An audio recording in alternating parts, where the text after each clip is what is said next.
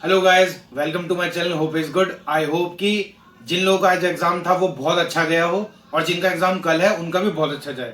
देखिए गाइस, मैं आपको बहुत लिमिटेड चीज आज यहाँ बताने वाला हूँ और जितनी भी आपकी क्वेरीज हैं वो भी आपको सब क्लियर कर दूंगा। सबसे पहले मैं अपना एक्सपीरियंस बताता हूँ कि हमारे पेपर में 4 सेक्शन थे। तो जो इंग्लिश का सेक्शन था वो ऑलमोस्ट मॉडरेट था। इंग्लिश आप ये कहेंगे कि आप अगर पढ़ेंगे तो चीजें नजर आ जाएंगी। कॉम्प्रिहेंसिव पैसेज में से आपको डायरेक्ट ही क्वेश्चन का जवाब मिल जाएगा। कई बार ऐसा होता है कि थोड़ा कॉम्प्लेक्स पैसेज दे देते हैं तो उसे पढ़कर और उसका मीनिंग निकालकर सवाल का जवाब देना बड़ा मुश्किल होता है। बट इस बार कॉम्प्रिहेंसिव बहुत आसान आया। आप हल्का सा पढ़ेंगे आपको अपना आंसर मिल जाएगा। ऊपर से वोकैबुलरी की टेंशन मत लेना, बहुत आसान आई है। इडियम फ्रेजेस लिटरली बहुत आसान है। और पता है, कोई भी वोकैबुलरी का सेक्शन हो, आपका इडियम फ्रेजेस का सेक्शन हो, उसमें कोई भी चीज डायरेक्ट नहीं पूछी, कोई स्टेटमेंट दे दी है आपकी और उसमें से आप पढ़कर आप थोड़ा एज्यूम भी कर सकते हैं।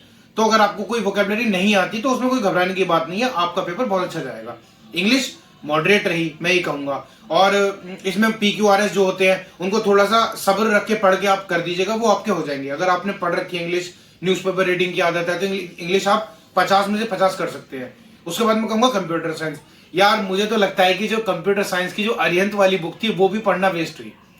कमांड्स नहीं आई कमांड्स नहीं आई और आपका बड़ी बड़ी टेक्निकल टर्म्स नहीं आई, आपका एब्रीविएशंस नहीं आई, कितनी सारी चीजें नहीं आई। बिल्कुल बेसिक पेपर आया, एकदम बेसिक पेपर। ठीक है, आपका बहुत बेसिक पेपर था। उसमें से आपको मतलब ऐसा होता है ना कि जब आप पढ़ने बैठते हैं तो वो छोटी छोटी चीजें होती हैं, उन्हीं पर पेपर आया था। तो आपको कंप्यूटर से भी कोई घबराने की जरूरत नहीं है। बात आती है मैथमेटिक्स की और रीजनिंग की।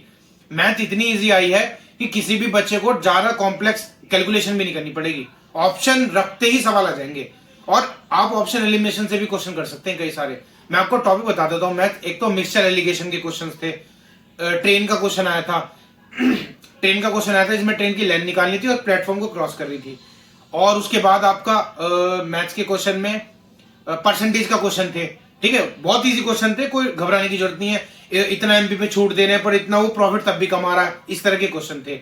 मैथमेटिक्स हो गई। रीजनिंग कैलेंडर से क्वेश्चन थे। हवा बना रखा था कि कैलेंडर के क्वेश्चन आएंगे, बट सच बताऊं तो कैलेंडर था ही नहीं। वो आप डे कैलकुलेट करके भी निकाल देंगे। एक क्वेश्चन आया था कि कोई इंसान आज कहीं पहुंचा है पर वो मीटिंग से 3 दिन पहले पहुंच गया और मीटिंग हो गई 23 दिन पोस्टपोन, तो वो कौन सा डे होगा। कितना आसान क्वेश्चन था। अगर आप कैलेंडर ने नहीं भी पढ़ा है ना, तो आप अगर 1 2 3 लिख के करेंगे। मैंने तो ऐसे ही किया था क्योंकि मैंने कैलेंडर इतना अच्छा पढ़ा नहीं था, तो वो क्वेश्चन वैसे भी हो गया था। रीजनिंग का पार्ट खत्म हो गया, इंग्लिश का, मैथमेटिक्स का बता दिया। अब आती है GS की बात। देखिए GS जो है ना, थोड़ी कंसेप्चुअल है। आप ये नहीं कह सकते कि आपने अभी अगर लेटेस्ट करंट पढ़े हैं तो आप कर लोगे। देखिए, अगर जो बच्चा काफी टाइम से तैयारी कर रहा है, मैं मानता हूं 1.5 साल से आप तैयारी कर रहे हैं, तो आप GS के हद तक क्वेश्चन कर लेंगे। और आपको सच बता दूं कि GS के पोर्शन में कुछ क्वेश्चन ऐसे हैं जो बहुत कंसेप्चुअल है। आप उनको पढ़ोगे, ऑप्शन पढ़ोगे और आराम से टिक करके आ जाओगे। तो ये बात हुई। ठीक है, तो CBT की बात तो ये हो गई हमारी। तो इसमें आपको मैं बताता हूं कि CBT में आपको कोई घबराने की बात नहीं है। अब आती है आपकी टाइपिंग की। तो टाइपिंग की मैं बता दूं, आप सबके लिए आपकी थोड़ा एक मतलब एक खुशी की बात है, राहत की बात है कि थोड़ा फॉन्ट बढ़ाया है, आपको क्लियरली विजिबल होगा। जो सॉफ्टवेयर है वो अपडेटेड है। बहुत अच्छा सॉफ्टवेयर यूज किया इन लोगों ने। बड़ी स्क्रीन पे अच्छा खासा क्लियरली सब कुछ विजिबल है। और आपको जो मैंने आपको दिखाया था सॉफ्टवेयर, बिल्कुल वैसा का वैसा ही सॉफ्टवेयर है।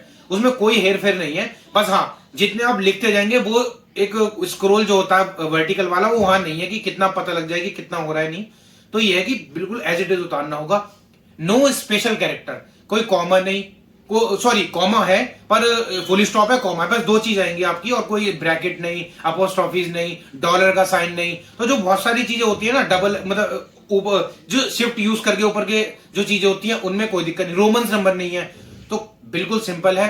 प्लेन टेक्स्ट आएगा। मैं मान सकता हूं कि थोड़ी सी कोर्ट की लैंग्वेज वाला टेस्ट है, मतलब थोड़े से जैसे कि एप्लेंट, काउंसिल, एडवाइस, इस तरह के वर्ड यूज करे गए हैं। तो ये बात हो गई आपकी। और टाइपिंग में मैं आपको बता दूं कि 650 वर्ड जैसे मैंने बताया था वैसे ही है। आप अपना एक बार शुरू करेंगे, टाइपिंग करते जाना। देखिए, मेरी टाइपिंग हालांकि अच्छी थी पर तब भी आज मेरा हाथ में थोड़ा सा कांपे। मतलब होता है यार, एग्जाम प्रेशर, उसे तो एग्जाम मतलब बोलते हैं। घर पे बैठ के घर पे बैठ के तो मेरी 40 to 50 45 तक की नेट स्पीड भी आई है, बट वहां पर एक प्रेशर होता है। और सही करना, 97% एक्यूरेसी लाना और एग्जाम में सिलेक्शन होने की जो जिद होती है ना, वो आपको थोड़ा कभी कभार घबराहट दे देती है। एक बात आप उस पर ध्यान रखना, जब आप टाइपिंग करें बिल्कुल ना घबराएं, ठीक है। तो अब ये चीज हो गई। अब मैं आपको बता दूं, जिन लोगों की स्पीड कम है, जैसे कि 30-32 की स्पीड है, तो आपको कोई ज्यादा वर्ड अचीव नहीं करने, आपको वहां पे सही वर्ड अचीव करने हैं। आपकी पर स्ट्रोक की स्पीड काउंट होगी, उन लोगों ने ये एडमिट कार्ड में अपनी एडवाइजरी में बताया है। एक बात ये हो गई। और दूसरी बात ये हो गई, अब देखिए कुछ ऐसी प्रॉब्लम्स हैं जो आप लोगों को कल फेस करने को मिलेंगी। आपका कंप्यूटर बंद हो जाएगा कभी भी, आपका सॉफ्टवेयर लैग कर सकता है कि थोड़ा पीछे चले। सीबीटी जब आप क्वेश्चन रिटन टेस्ट दे रहे हो तो हो सकता है कि स्क्रीन हैंग हो जाए ऐसे इस तरह की प्रॉब्लम आएंगी, तो घबराने की कोई जरूरत नहीं है। कंप्यूटर वो लोग रीस्टार्ट करेंगे और फिर से आपकी चीजें वहीं रेज्यूम हो जाएंगी जहां पे खुली थी। अब आज मैंने एग्जाम जो लोगों का हुआ है, मैंने उसमें कई सारी चीजें देखी हैं कि क्या क्या उन लोगों को फेस करने को प्रॉब्लम आई। कुछ लोगों के सॉफ्टवेयर शुरू हुए, उनका पता 2 मिनट उनका पहले ही कंज्यूम हो चुका है, बाद में शुरू हुआ। फिर कुछ लोगों ने देखा कि टाइमिंग उनकी एक मतलब कुछ 10 सेकंड 20 सेकंड पहले ही सबमिट हो गया कुछ बच्चों का। तो देखिए ये टेक्निकल ग्लिचेस है, और मैं ये मानूंगा कि सिस्टम से लड़ना तो अभी देखिए इलाहाबाद हाईकोर्ट में हम खूब लड़े सिस्टम से, पर पता नहीं कुछ नहीं हुआ। तो कल आपका लक भी डिपेंड करता है कि आपको अच्छा सिस्टम मिले, कीबोर्ड आपका अच्छा हो, और बाकी ये सारी चीजें हैं। बाकी घबराने की कोई बात नहीं है। उनका जो थोड़ा सा अपना स्टाफ है वो थोड़ा सा ऐसे ही है, उनको ज्यादा कुछ नहीं पता। थोड़ा सा ना पेशेंस बना के रखिएगा, है ना। और जब वो सबमिट करने के लिए बोले तभी सबमिट करना, अपने आप से ज्यादा चीजें करने की कोशिश मत करना, वरना दिक्कत हो जाएगी। सिस्टम हैंग करने का बहुत प्रॉब्लम है उन लोगों के साथ। एक बार मेरा भी हुआ था, मेरा जब सीबीटी खत्म हो गया था तो वो जब मैं सबमिट हुआ अपना, ऑटोमेटिकली मैंने पूरा 2 घंटा कंज्यूम किया सीबीटी में, ऑटोमेटिकली सबमिट हुआ। उसके बाद जब मैंने एग्जिट टेस्ट किया, वो सिस्टम हैंग हो गया था। अब वो सिस्टम जो हैंग हुआ, फिर वो कंप्यूटर को रीस्टार्ट करना पड़ा। फिर उसके बाद वो सेव हो गया। उन लोगों ने मुझे कहा कि हाँ आपका जो सीबीटी है वो सेव हो चुका है, अब आप टाइपिंग शुरू करिए। जब आपका टाइपिंग शुरू होगा तो आपको एक सैंपल पैकेज ऊपर दिया जाएगा, बिल्कुल वैसी ही लैंग्वेज में जो आपको लिखना होगा नीचे। तो वहां आपका कीबोर्ड पूरा अपना चेक हो जाएगा, ठीक है। ऊपर स्क्रॉल बार है, एरो कीज यूज नहीं होंगी, माउस से स्क्रॉल को नीचे करिएगा, जो भी पैसेज आपको लिखना है वो लिख लीजिएगा।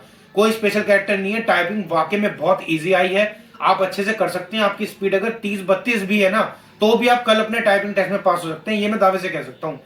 पर देखिए कुछ बातें मैं रूबरू करना चाहता हूं कि यार टाइपिंग अच्छी थी मेरी भी, बट पता नहीं क्यों हाथ कांपे, और मैं भी श्योर नहीं हूं। मैं भी ये बता देता हूं आप लोगों से कि मैं श्योर नहीं हूं कि मैं टाइपिंग में पास होऊंगा कि नहीं होऊंगा। हालांकि मैं लिखता गया, मुझे लगता है कि मैं ठीक कर गया हूं, पर तब भी कॉन्फिडेंस डेवलप नहीं हो रहा टाइपिंग को लेके।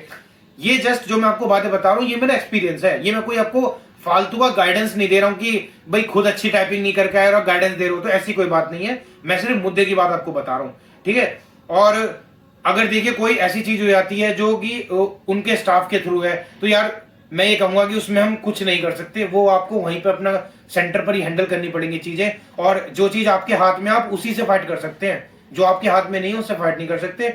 और फॉन्ट की बात कर रहे हैं लोग, सोनी टाइपिंग में मैं मानता हूं कि 16 से थोड़ा सा बड़ा फॉन्ट, और वर्ड पैड में भी करेंगे तो इतना बड़ा फॉन्ट है कि आपको क्लियरली विजिबल होगा। घबराने की कोई बात नहीं है, अच्छे से टाइपिंग टेस्ट देके आइए। और जैसा कि सीबीटी के मैंने आपको बताई दिया सारी चीजें, कंसेप्चुअल बेस्ड एग्जाम है। अब रात में कुछ मत पढ़िए, सो जाइए, कल आराम से एग्जाम देके आना, एग्जाम आपका अच्छा जाएगा, मैं दावे से कह सकता हूं, ठीक है गाइस। अब कल आप एक काम करिएगा, कल जब आपका कल का दिन का और शाम का एग्जाम हो जाए तो इसी वीडियो के नीचे कमेंट में अपने अटेम्प्ट्स बता दीजिएगा। थोड़ा सा उससे क्या होगा कि कट ऑफ का एनालिसिस होगा। अब कट ऑफ अभी भी कहना थोड़ा सा आसान है, थोड़ा सा मुश्किल है मेरे लिए कि सब लोगों के अटेम्प्ट पता लगेंगे कि, और मैं अपने अटेम्प्ट, देखिए मैं अपने अटेम्प्ट भी बता देता हूं आपको। मेरे अटेम्प्ट लगभग 115 के आसपास है, और बाकी देखते हैं कि मतलब 115 था, मुझे था कि हाँ भाई इतने 115 ठीक ठाक थे मेरे। और बाकी मैंने कुछ तुक्के भी लगाए, क्योंकि मैंने किसी भी सवाल से 2 ऑप्शन अपना आप एलिमिनेट कर लिए थे। तो उसके बाद मैं आपसे ये कहूंगा कि 2 में मुझे रिस्क लेना ठीक लगा कि हाँ चलो रिस्क लिया जा सकता है, तो ये चीज हुई। अब गाइज आप अपने पढ़ाई पे ध्यान दीजिए, टाइपिंग पे घबराना नहीं है, टाइपिंग आराम से देखिए आइए आराम से, और बस keep supporting me and subscribe to Hope is Good. Bye, take care, all the best.